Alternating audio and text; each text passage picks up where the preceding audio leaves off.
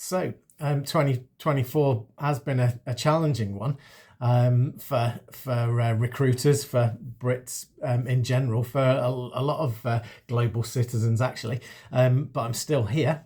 Where there's life, there's hope, they say, and I'm not known for quitting.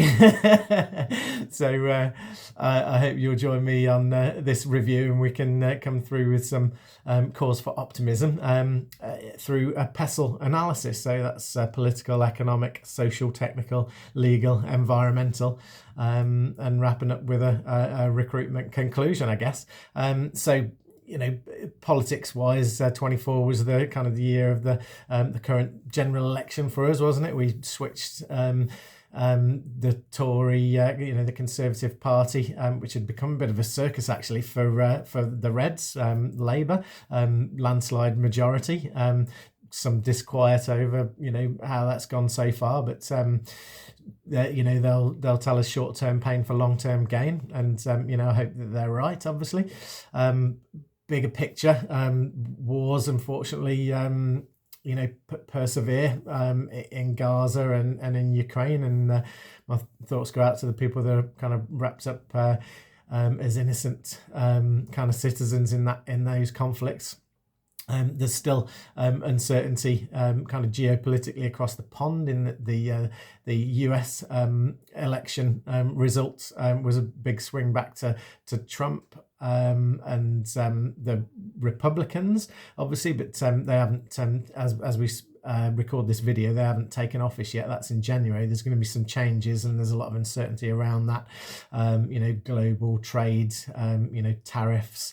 America first meaning everybody else second, and kind of we're kind of stuck a little bit in the middle. Like, are we allies of the US or Europe, or is it not an either or thing? I'm hoping that it's the genius of and as opposed to the tyranny of or.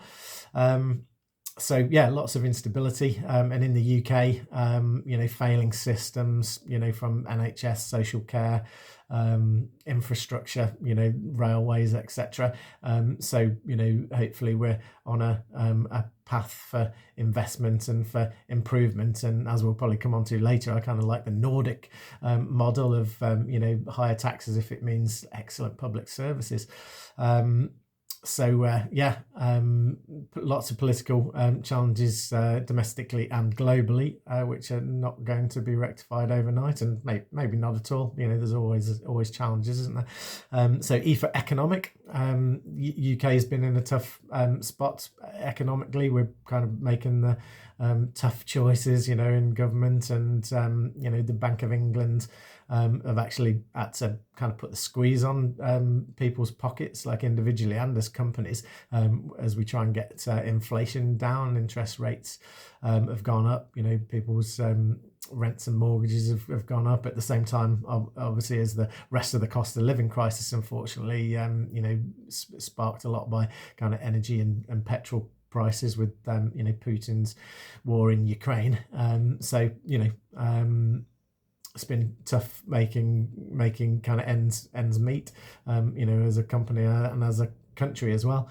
There's the black hole in the public finances been revealed. It was seemed to be an open secret that didn't suit either party to talk about before the election, but there we go. And the budget came, and big tax rises in order to pay for the deficit, basically. And in my opinion, they went a lot further as well, with the money grab while they were at it. But we shall see how that plays out. It has actually put a lot more pressure on businesses, including the ones that they're trying to help, really, in leisure and hospitality, with the NI raise and the reducing of the threshold, puts a big cost burden on companies at the time when they can least afford it, really. 2025 signals a positive, though. Interest rates have been put under control. They're around that 2% level that people want. there's talk, but I fear it's mostly just talk in terms of the investing in the the high tech green jobs of the future and things like that. There's kind of mixed messages and challenges in terms of there is globalization, and we're all in a global economic network, and if the US catches a cold, then we will too. But also, we're trying to be independent, aren't we? Lots of talk of security, like be it energy security, food security, as well as defence type security. But we're looking to be able to act independently of those interdependent systems as well. So it's getting pulled in two directions there, and economic challenges not over, and still waiting for the effects of the new US administration. So we'll come back to you on the social side. Polarization, isn't it? I think even more so probably in the US, but definitely in the UK as well, stirred up arguably by the mass media. There is issues of crime and especially visible stuff of street violence and shoplifting and things like that. But again, it's more brought to the fore of our kind of daily consumption by the kind of the newsreels and the social media, putting their own agenda on things. And are we in a post-truth era with like deep fake, and you don't know who to trust and things like that. So it's been difficult, and that's just some examples like on the social side. There's been appetite for justice in different areas, and there's public inquiries. Things like the post office, the blood scandal, things like that, inquiries into individual cases like the Lucy Letby. So people want to see justice and recompense, and just the right thing is going to happen and things like that. So but that's on a backdrop of like lack of trust in terms of like politicians and public figures in general, actually. Difficulties there. I think there's a just an expansion in the rich and poor divide. I think that's a lot to do with technology as much as politics, really, that people like Jeff Bezos can suddenly put everybody else's shop out of business by the booming of Amazon and things like that. So there's more billionaires, there's more food banks. So there's just call for social justice, isn't there? And that's kind of being brought to the front by great charity work and things like that, and it's just individual generosity and morality that can kind of address some of this division. But then again, on the other side of things as well, the people that do rise up as billionaires are quite often the philanthropists as well. So it's like a circular economy from that point of view, like the Gates Foundation, etc. So there's a lot of dissatisfaction, I guess, in terms of the social structures and our individual lot and things like that, and a lot of that again is kind of stirred up by social media and comparison culture. Was a bit famous quote, wasn't it, that comparison is the thief of joy. So concentrate on your own your own life and your own achievements as much as possible, because your comparison is never going to or almost never going to have a healthy feeling attached to it. So social wise, I'd quite like to be moving towards the Nordic type model of of society having kind of a lot more kind of harmony, and the being kind of good public services and like cohesive culture around that and things like that. But we may be on that journey, but I think it's going to be a long one if so, and even their kind of model might be kind of breaking down a little bit as well as the cultures change in their own countries. So technical would be next, and much talk of the transition to net zero, obviously, and using tech to kind of good and global benefit. So I'm all for that. The auto industry is an example of that. There's kind of stalling, isn't it, as we try and transition by 2030, I think it is, in this country, to all electric on cars and vans. Then sales are not where they're supposed to be, and we might have to either kind of address those timeframes or increase the benefits or the grants and things like that.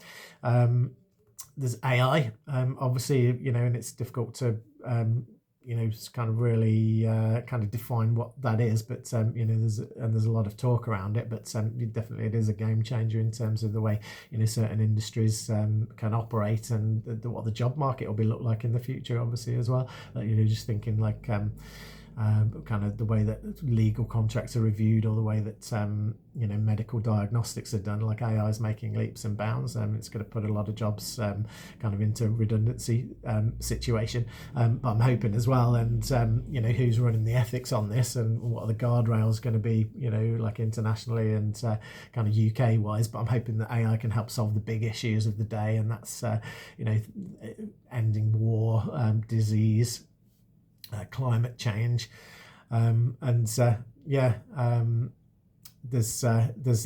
global population collapse, or a Western, I should say, population collapse as well, and that needs to be have an eye kept on as well. I think it's Elon Musk saying that's the main potentially global population finishing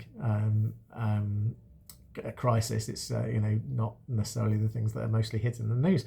So there you go. On the legal side, of issues of sovereignty in the UK, what does it mean post-Brexit, things like that. How do we handle the migration crisis, if indeed you view that there is one. The European Court of Human Rights, should we be in or out of that? Are we actually still making our own decisions or not? And again, mentioned earlier, but lots of appetite for justice and for equitable resolutions on things like the post office, the blood scandal. I think that another big legal issue of the day, actually, as well, is electoral review. Labour were elected on this landslide result, but actually the majority of people did not vote for the Labour Party, and there's a lot of logic behind the call for proportional representation, and the unlikely bedfellows on that would be the Liberal Party, which support that, but also the Reform Party. We've gone from Conservative to Labour, but I don't think we've shifted left necessarily as a population. So we'll have to see how that sits with the next 4 years of government as well, and whether they deliver the kind of things in the kind of way that the population were hoping for when they made the vote. Some nationalisation, like on a related note, happening. Railways coming into public ownership, and maybe that's good. If we make a good job of it, it's going to be good, isn't it? I mean, the rail works fine in like Germany and China and Norway and things like that. Just I have a slight lack of faith in the way that the UK government can do it, and that's kind of, I guess, hankering back to my experience or more what I was told about life in the 70s and things like that, and with industrial unrest and everybody on strike and that sort of thing. So hopefully we're not returning to those days, although there was a fair kind of taster of it last year, wasn't it, in the lead up to the election, and we've kind of paid off the unions for now, and hopefully placated them for the time being. But there you go. I'm sure that's not the last we'll hear of that sort of thing.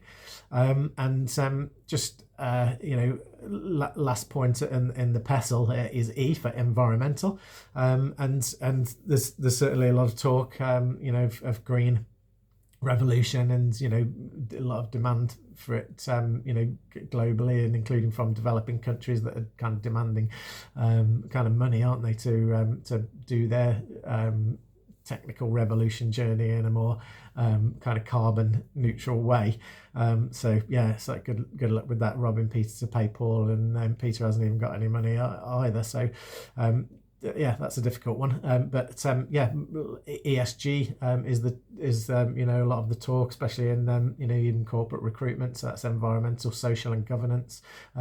Companies wanting to act in a sustainable and ethical way and be able to demonstrate the fact that they can, like through circular economy type things, and making sure that there's there's transparent kind of ethics through your supply chain. It's not that kind of slave labor in Asia supporting your fast fashion type of deal.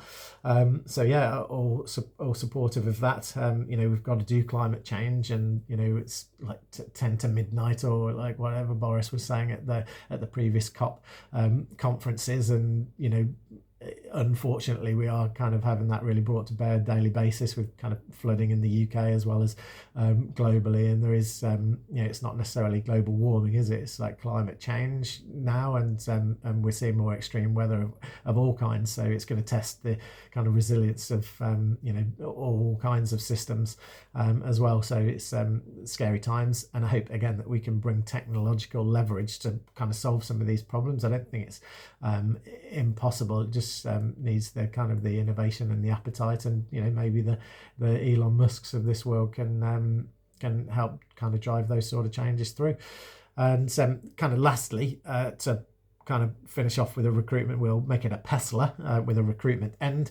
And it's been a difficult year, without a shadow of a doubt, for myself and Macstaff.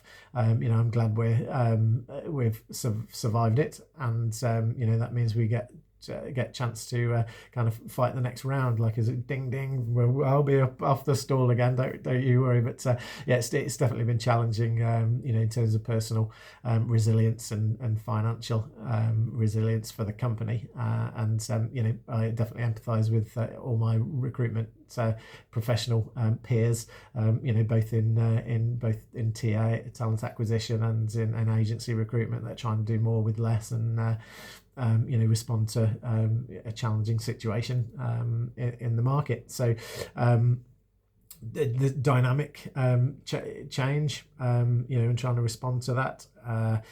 Member organisations like Team and REC and APSCO, I think they're all suffering from some members leaving, and a lot of that's company closures, but cost cutting measures as well. So that's been tricky for all my kind of friends in those kind of bodies. There's been a certain amount of redundancy in the market, like especially you see on LinkedIn, internal recruiters and TAs struggling to find new posts, as corporate companies have made layoffs. So best of luck with those in the ongoing search, and things do look good for beginning part of 25. Big companies, I think, if any, have kind of suffered most of all. It was quite public that Hayes, my former employer's profits were down 90% this year, and that means difficult decisions and layoffs and restructuring and things like that. And it's tough to move a big super tanker type craft like that. So that's why I'm happy and deal to be that solopreneur business that's agile, and I kind of network with a lot of like-minded SME business owners in Team as well. So we're kind of adapting to this change, sharing best practice tactics, networking, supporting each other, and making sure that we're ready to catch that wave when it comes again, hopefully in 2025. The